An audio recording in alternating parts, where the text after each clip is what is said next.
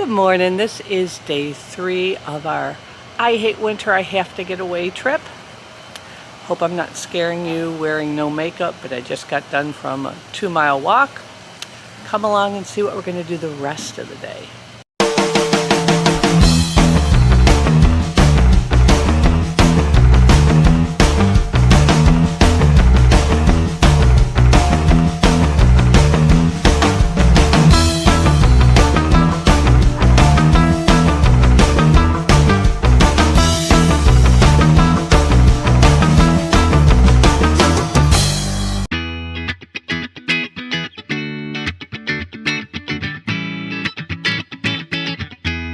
Hi, I'm Carol and you're watching CAROL-WDWAO. Today's another beach day. We're going to try a different beach, a local beach, where we won't get stuck in traffic on that long highway, that 7-mile stretch. We got stuck yesterday for about a half an hour. Dead stop, nowhere to go. It's a 7-mile stretch, no turnoff.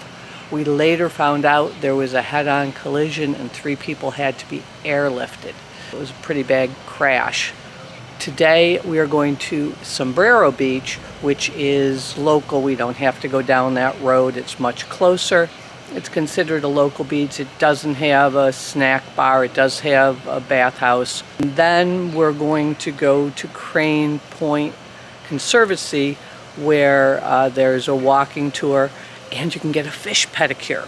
So I'm really excited about that fish pedicure. Have you ever had a fish pedicure? This is in an actual pond, so it's not inside a building where they used to do those all the time, but then for health reasons, they closed those down. This is in a natural environment. I just hope the snake doesn't come by that visited us last time. That was a little scary, but it was worth it. So I'm gonna do the fish pedicure again. We are at Sombrero Beach, a much smaller beach. The wind is better, but the sun is in a strange position, so it's hard finding shade. It's high tide. It's a very narrow beach this way. And then you've got this little rocky outcropping here. Good snorkeling around that area. It's easy to find some interesting fish and things. And then the beach goes down that way. It is a little after 11 and it's pretty crowded. You've got that beautiful colored water. The stuff you see in front is sorghum grass, something grass, and when it piles up in big amounts, it can be a little smelly, and there's certain times a year where there's more of it on the beach than not. They do try and rake some of it up, but it is part of the natural environment. This is Crane Point Hammock. Nature trails, a wild bird center, some houses that were built long time ago. There's a tidal pool. And so we're going to go in. We have a cute little gift shop. And honey and all sorts of neat things here.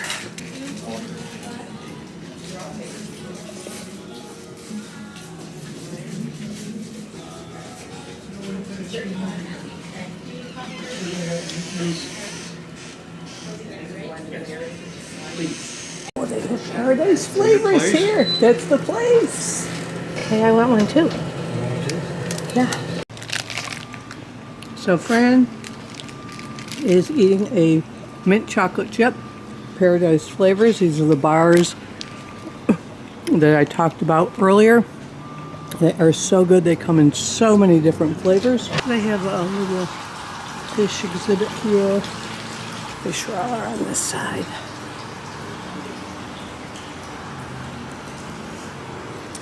And this is just a walking trail. I'm lost already and we're at the main entrance. Does not bode well. You have a map? On my phone. Oh, I was going to say you need a map. Yeah.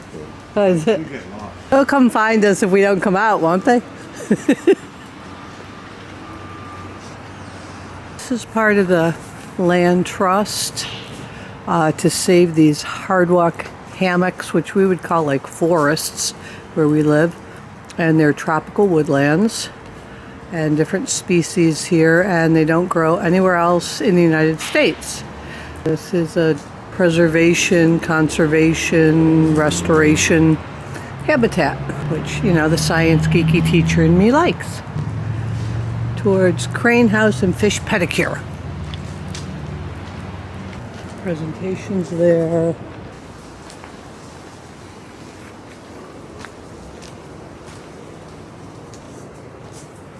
They do have some trees labeled. Duck friend, you're gonna hit your head. I love some of these common names. This is the gumbo limbo.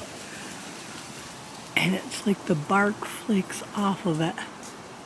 Oh, because it photosynthesizes through its bark. It's what? It photosynthesizes through its bark.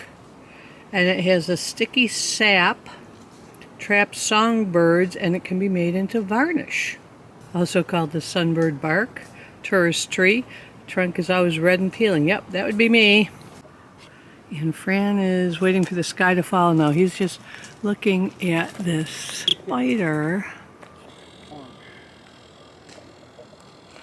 Look at the size of this guy. Oh, this is pretty. Oh, Look wow. like little violets. And we hit This is a lignum. This could be a boat abandoned. I'm pretty sure this is a banyan tree. Oh, there's a sign. Let's see if I'm right. It is a banyan tree.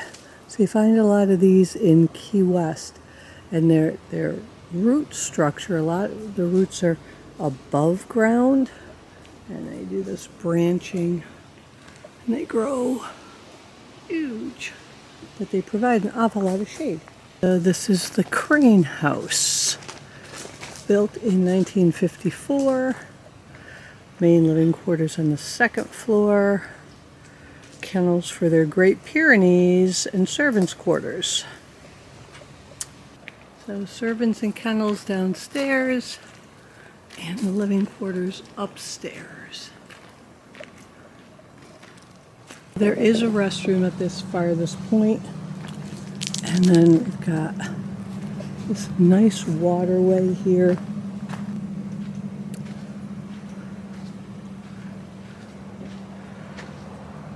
Yeah, so pretty.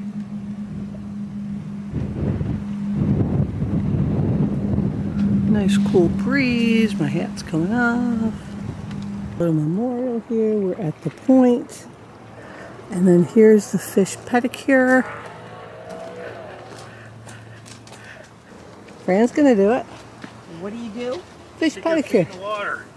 You put your feet in the water? Yeah. You're gonna clean it. No way. Feels different. Yeah, Fran didn't want to do it at first, but now he's old hat. There was a line of people when we were here. Does it tickle? Yeah. Do it, Linda. Huh? Yeah, do it. Come on.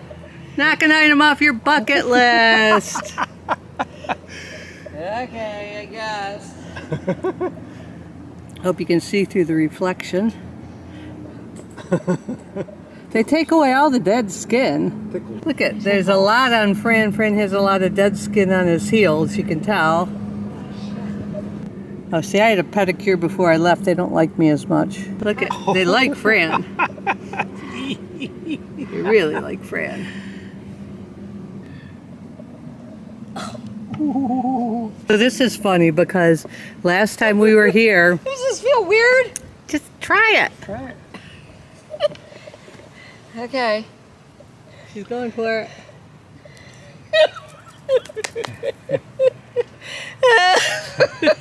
This feels so weird. Oh my god, it feels funny. I'm sorry guys, but this is weird. So the last time we were here, Fran was not going to do this at all. And there were a bunch of people here, and this guy said, "Let's do it. Knock an item off your bucket list." So Fran did it. Now today, he was the first one in the water. It just feels weird. I'm touching my feet. So you can take a picture. I'm taking a video. I can. Oh, good. You'll see it. Getting a fish pedicure. My lovely beach wear because I'm all covered up because I've already gotten a lot of sun on the second day. So I'm pretty covered up, but still having a great time. Wow. That's what I told you. Didn't take them long to come up to the top. Yeah. Oh my God. We're at the quarter. Wow. Look at that. They were on the other side. You got more food? There they they are. come. See?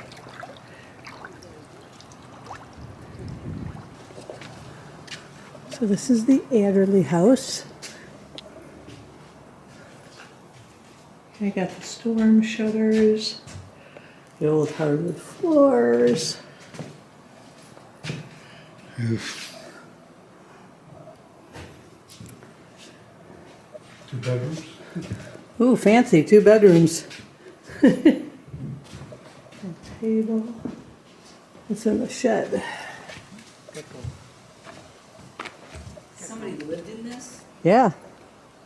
A shed, and you've got some old glassware. Lee, here's a find for you. Look at all this old glassware. Bahamas, 120 miles east of the Florida Keys. After the Revolutionary War, over in 1783, many Americans loyal to the British Crown moved to the Bahamas, took slaves with them, and started plantations. When Britain abolished slavery, the newly freed men and women stayed on the Bahamas, and they often came to the Keys to cut lumber such as mahogany and other hardwoods, hunting sea turtles, shells, and eggs, contents of ships that had wrecked. And so before the railroad, George Adderley was born in the Bahamas in 1870. In 1890, he arrived in the Keys. He married Olivia in 1894. 2 children. They bought this 32-acre piece of land in 1903. He built this house then. We're talking about a house from the 1900s. Watch your head here too. This is called the Bahama Trail or something, and it is not much of a trail. Oh, there's a sign, we must be on a real trail. We're in the uplands, that's why we're not finding water.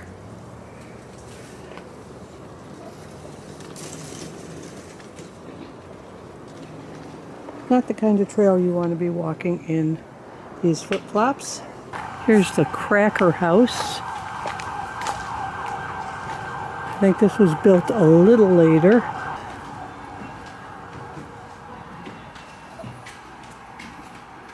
This is neat. All different kind of shells that you'd find here.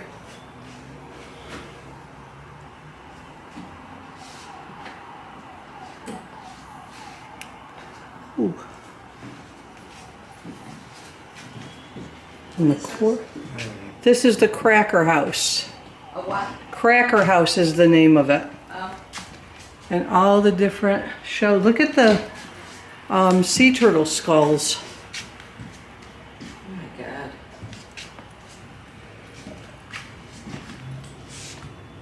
God. Ooh, now I don't think this is period appropriate. These look a little modern to me. Oh my God. How Look at all these shells. I think we gotta go that way. The road's right there. They do have some birds here. And this is the butterfly conservancy. I see a bird. Oh, look at the pelicans. Got pelicans. And I think these are like injured birds that they take care of.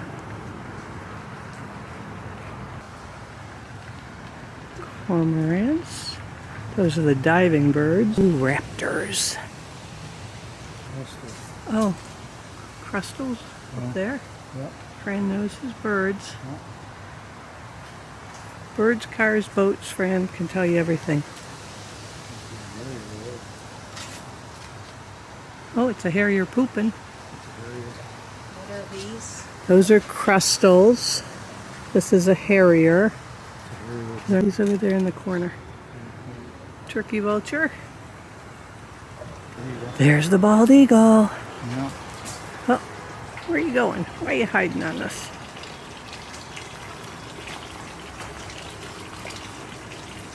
There's the bald eagle. Hi.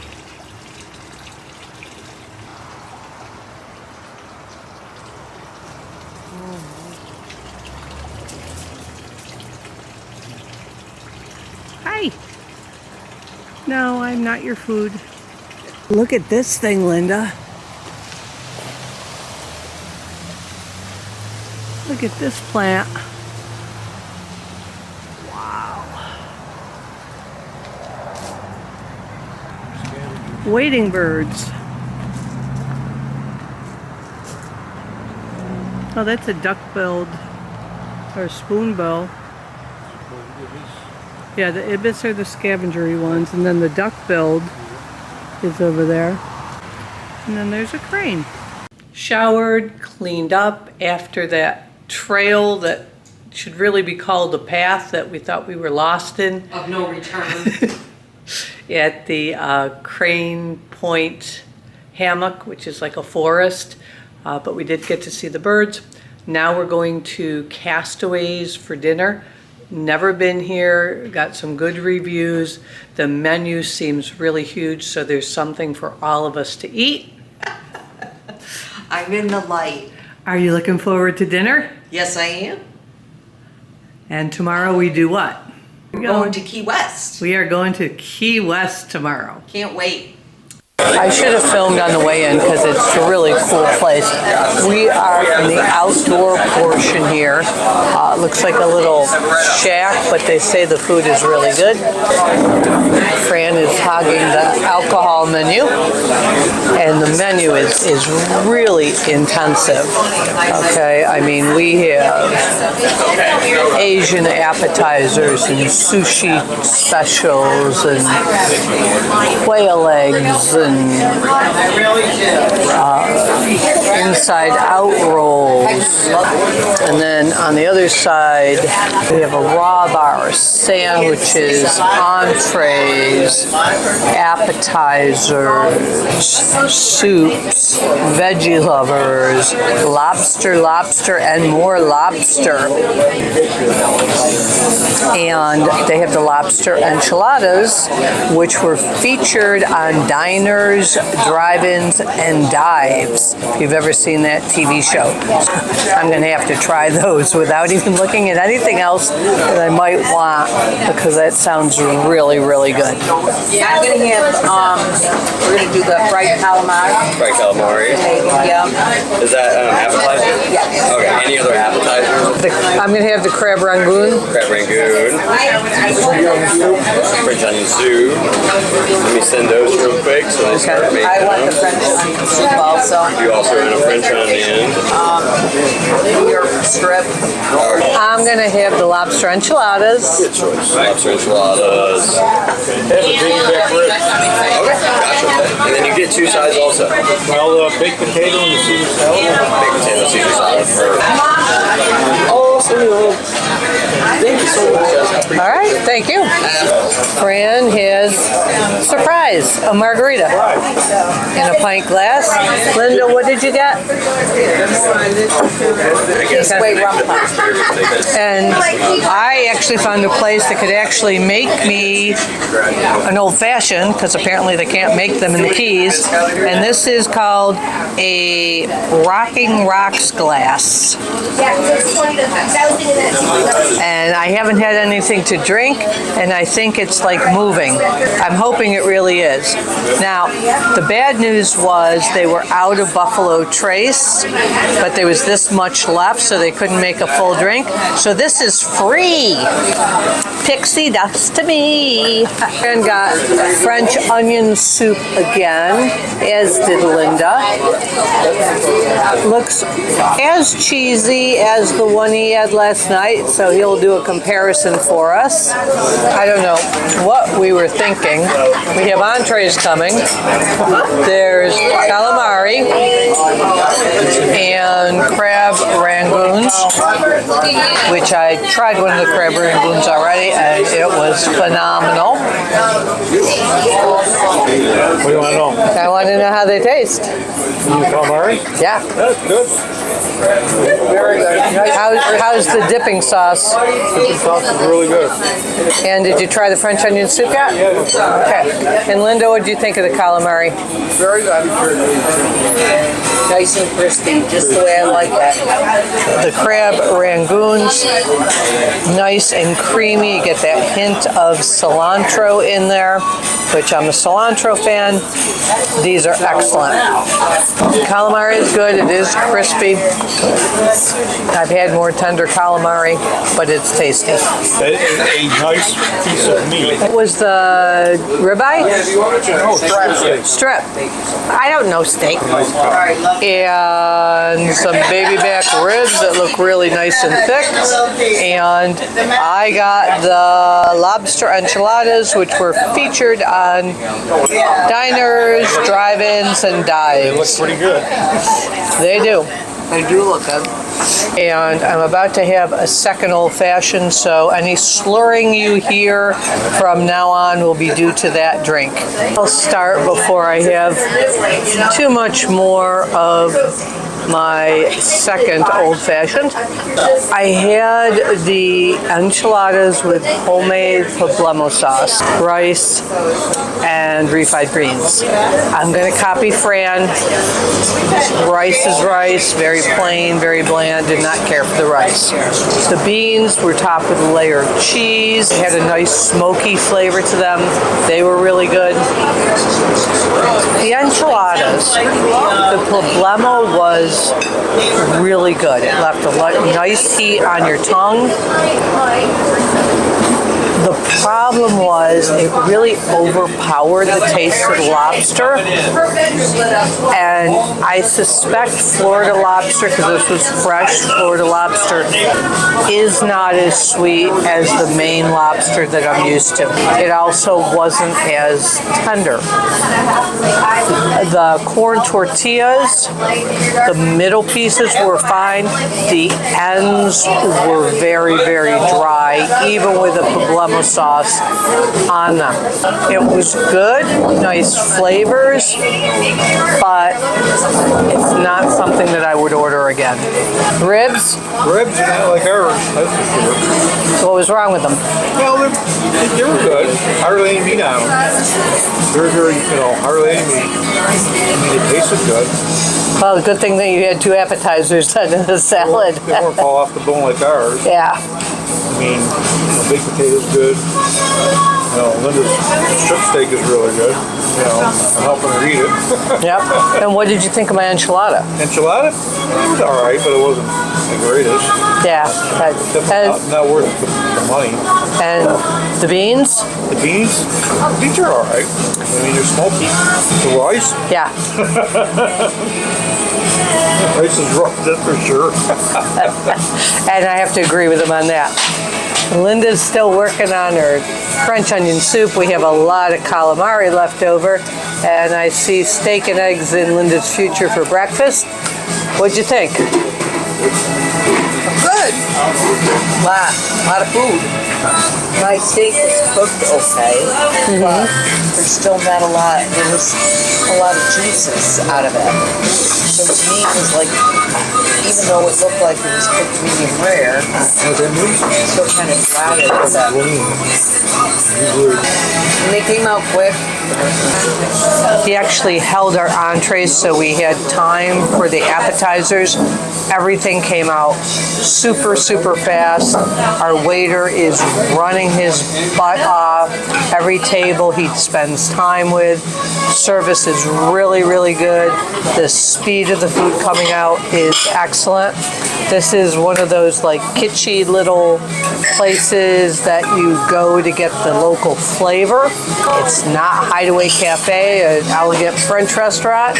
It's like probably the end of the spectrum. Still a really, really fun place to go.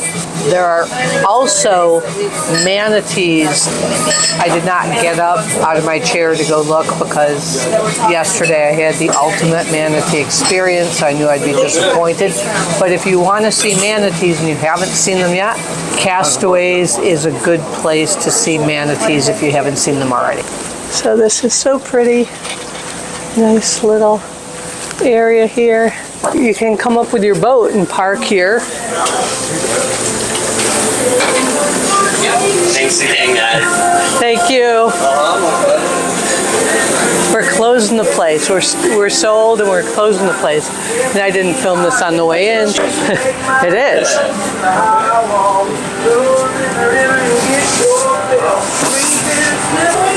There was. Oh, these are nice. And then here's the bar area. Everything was delicious, thank you. Night. Just a cool little place.